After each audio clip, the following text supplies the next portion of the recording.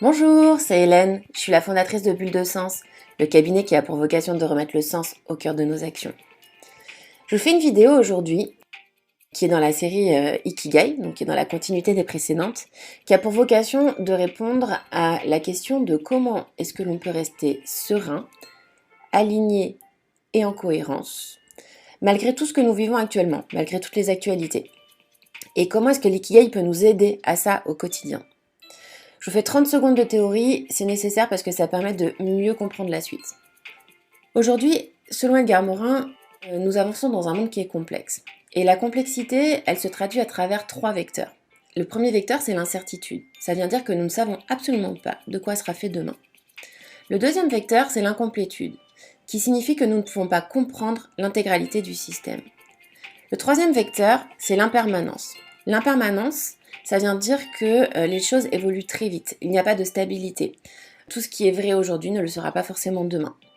La semaine dernière, je vous avais fait un schéma qui était à peu près similaire à celui-là, qui disait que avancer sur son Ikigai, c'était avancer sur une route en direction de votre pourquoi.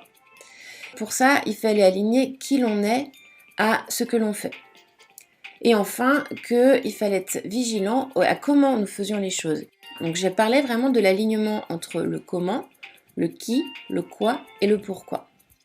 Donc si on continue sur la métaphore de la route, donc vous êtes là dans cette voiture, vous menez votre vie, vous allez en soirée avec vos amis le soir, vous avez votre travail qui est plus ou moins en présentiel, et là tout d'un coup, ce panneau, il vient d'une émission de télévision qui dit que, en l'occurrence, vous n'avez plus le droit d'utiliser la voiture, mais une pirogue. Donc concrètement, là c'est un peu ce qui s'est passé avec le Covid. Ça vous met dans un inconfort parce que en 1, vous l'avez pas vu venir. En 2, vous êtes dans l'incompréhension, ça fait pas forcément sens pour vous, vous comprenez pas ce qui se passe. Et en 3, ça vous montre l'impermanence des choses. Dans ces cas-là, il y a plusieurs façons de réagir. Soit vous vous dites, ok, je suis la personne qui est la plus importante pour moi, qu'est-ce que je mets en place pour que j'aille bien? Entretenir ma santé, garantir mon bon moral. Vraiment, on est sur le comment. Comment je gère mes priorités.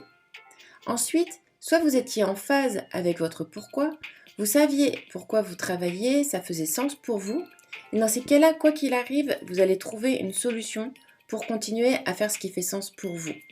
Vous allez réajuster le quoi, comment vous allez faire les projets, en vous appuyant sur une bonne connaissance de vous avec vos compétences. Et pour moi, l'ikigai, ça sert à ça.